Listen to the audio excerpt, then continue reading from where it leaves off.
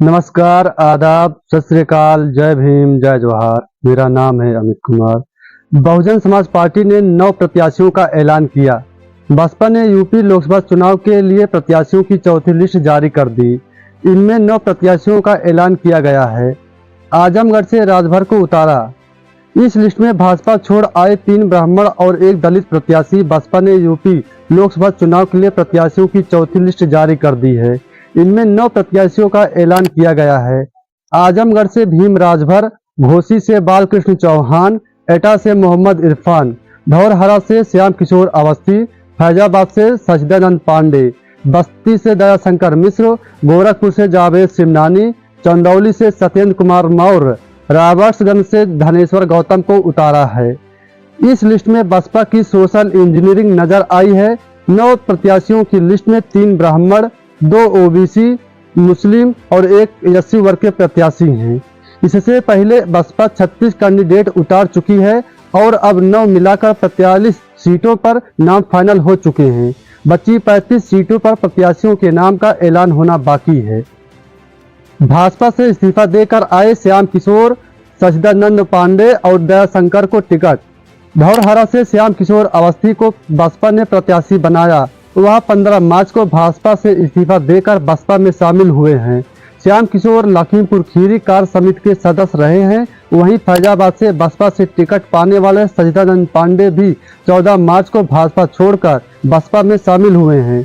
इसके अलावा बस्ती से टिकट पाने वाले दयाशंकर मिश्र 35 साल से भाजपा की राजनीति से जुड़े हुए थे। 6 दिन पहले ही भाजपा पार्टी का दामन छोड़कर बसपा में आए हैं। यानी 1 महीने पहले भाजपा ज्वाइन करने वाले 3 ब्राह्मण नेताओं को पार्टी ने टिकट दिया है। पूर्व प्रदेश अध्यक्ष को आजमगढ़ से उतारा। आजमगढ़ से बसपा प्रत्याशी भीम राजभर पार्टी के प्रदेश प्रभारी भी रह चुके हैं। साल 2012 में मुख्तार अंसारी के खिलाफ और 2022 के विधानसभा चुनाव में उन्होंने मऊ विधानसभा सीट से अब्बास अंसारी के खिलाफ बसपा के टिकट से चुनाव लड़ा था। भीम राजभर मऊ जनपद के गोपागंज ब्लॉक के मोहम्मदपुर बाबूपुर गांव के रहने वाले हैं।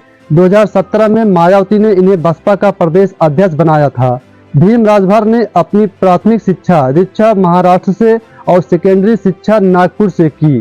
भीम ने LLB की है। 2012 में बसपा से निष्कासित बालकृष्ण को घोसी से उतारा।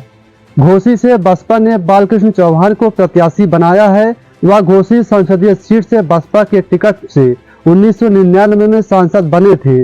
2004 का चुनाव वह सपा के प्रत्याशी से हार गए। 2009 में उनकी जगह पार्टी ने दारा सिंह चौहान को टिकट दे दिया। 2012 में पार्टी ने उन्हें फिर पार्टी विरोधी गतिविधियों के चलते निष्कासित कर दिया।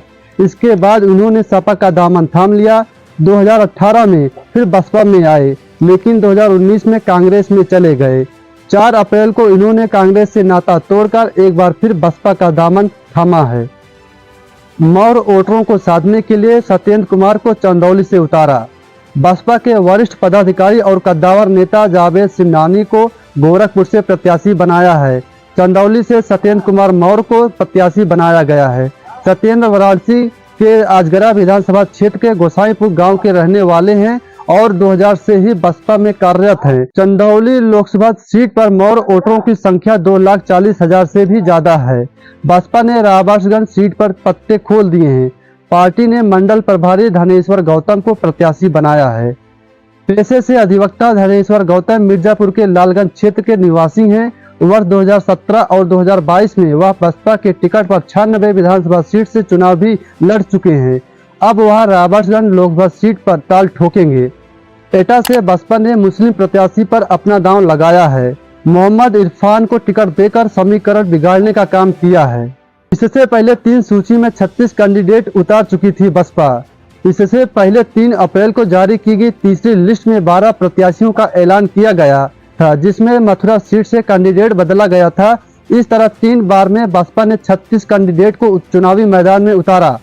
बसपा ने तीसरी लिस्ट में मथुरा से प्रत्याशी बदला था। यहाँ कमलकांत उपमन्यु की जगह सुरेश सिंह को नया उम्मीदवार घोषित किया। बसपा की जारी 3 लिस्ट में 9 मुस्लिम कैंडिडेट थे। बसपा की पहली लिस्ट में 14 लोकसभा सीट जारी कैंडिडेट में सिर्फ 1 दलित उम्मीदवार ही था। वहीं 28 मार्च को बसपा ने एक ही दिन में 2 लिस्ट जारी की थी। दोनों लिस्ट में कुल 25 प्रत्याशियों का ऐलान किया गया था। इनमें 2 सिटिंग सांसदों का टिकट बदल दिया गया था। बिजनौर से बसपा के सांसद मलूक नागर का टिकट काट दिया गया था।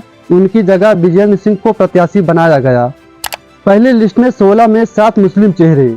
सहारनपुर माजिद अली, कैराना श्रीपाल सिंह, मुजफ्फरनगर दारा सिंह प्रजापति, बिजनौर विजेंद्र सिंह, नगीना सुरेंद्र पाल सिंह, मुरादाबाद इरफान सैफी, रामपुर जीशान खां, संभल शौकत अली, अमरोहा मुजाहिद हुसैन, मेरठ देवव्रत त्यागी, बागपत प्रवीण बंसल, गौतम बुद्ध नगर राजेंद्र सिंह सोलंकी, बुलंदशहर गिरीश चंद्र जाटव, आंवला आबिद अली, पीलीभीत अनीस अहमद उर्फ फूल बाबू, शाहजहांपुर डॉक्टर दोदराम वर्मा।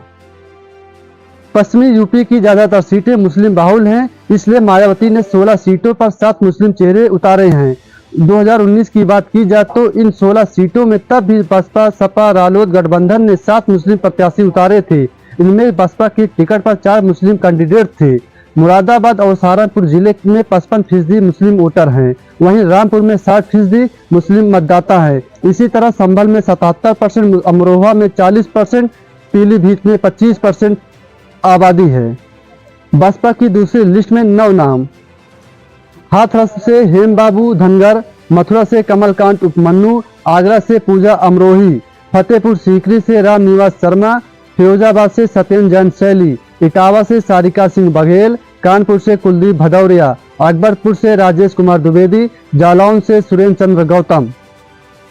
बसपा की दूसरी लिस्ट में एक भी मुस्लिम चेहरा नहीं था। इसमें 4 एससी, 2 ब्राह्मण और 3 प्रत्याशी हैं।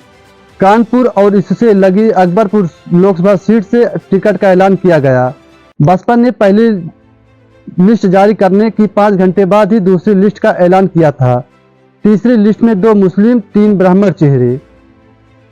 बीएसपी की तीसरी लिस्ट में 12 प्रत्याशियों के नाम। गाजियाबाद से नंद किशोर पुंडीर, अलीगढ़ से हितेंद्र कुमार उर्फ बंटी उपाध्याय, मथुरा से सुरेश सिंह, मैनपुरी से डॉक्टर गुलशन देव साक्य, खीरी से अंश कालेरा राकीजी, उन्नाव से अशोक कुमार पांडे, मोहनलालगंज से राजेश कुमार उर्फ मनोज प्रधान, लखनऊ से सरवर मलिक, कन्नौज से इमरान बिन जफर, कौशाम्बी से सुख नारायण, लालगंज से डॉक्टर इंदु चौधरी, मिर्जापुर से मनीष त्रिपाठी। 12 प्रत्याशियों में 3 ब्राह्मण, 3 अनुसूचित जाति, 2 मुस्लिम, 1 ठाकुर, 1 खत्री, 2 ओबीसी हैं। 2019 के लोकसभा चुनाव में इन 12 सीटों में से 10 पर गठबंधन के तहत सपा ने प्रत्याशी उतारे थे। मोहनलालगंज से सीएल वर्मा और अलीगंज से अजीत बालियान को टिकट दिया था। इस बार दोनों का टिकट काट दिया गया है। लोकसभा में घटा बसपा का वोट शेयर, विधानसभा में 12% पहुंचा। यूपी में बसपा का वोट शेयर 3 लोकसभा चुनाव से लगातार घट रहा है। 2009 की लोकसभा में बसपा को 27.4% वोट मिला। 2014 में यह घटकर 19.8% पर पहुंच गया। 2019 में सपा रालोद से गठबंधन के बावजूद बसपा को 19% वोट मिला। इसके अलावा 2022 में हुए विधानसभा चुनाव में बसपा को तगड़ा झटका लगा था।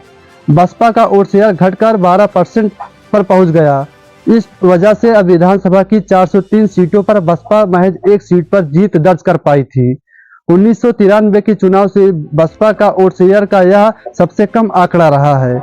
1993 से 2022 के बीच हुए चुनाव में कभी भी बसपा का वोट शेयर 19% से कम नहीं रहा है। 10 में 3 सांसदों ने छोड़ा बसपा का साथ। अफजल अंसारी मुख्तार अंसारी के भाई अफजल ने 2009 और 2019 का चुनाव गाजीपुर लोकसभा सीट पर बसपा की टिकट पर लड़ा था। 2024 में अखिलेश यादव ने अफजल अंसारी को टिकट गाजीपुर से दिया है। यह मुस्लिम यादव वोटरों की बड़ी संख्या है। रितेश पांडे बसपा का गढ़ माने जाने वाली अंबेडकर नगर लोकसभा सीट से सांसद रितेश पांडे ने भाजपा ज्वाइन कर ली। मायावती ने ही साल 1995 में अंबेडकर नगर को जिला बनाया था। 2009 में हुए चुनाव में बसपा के टिकट पर रितेश के पिता राकेश पांडे ने जीत दर्ज की थी। 2014 में राकेश पांडे हार गए थे। 2019 में राकेश के बेटे रितेश ने बसपा के टिकट पर जीत दर्ज की थी। दानिश अली अमरोहा से बसपा सांसद दानिश अली को पार्टी ने दिसंबर 2023 में निलंबित कर दिया था। इसके पीछे की वजह लगातार कांग्रेस के दिग्गजों के साथ शेयर हो रही उनकी तस्वीरें। परिणाम यह रहा कि अब वह कांग्रेस में शामिल हो गए हैं।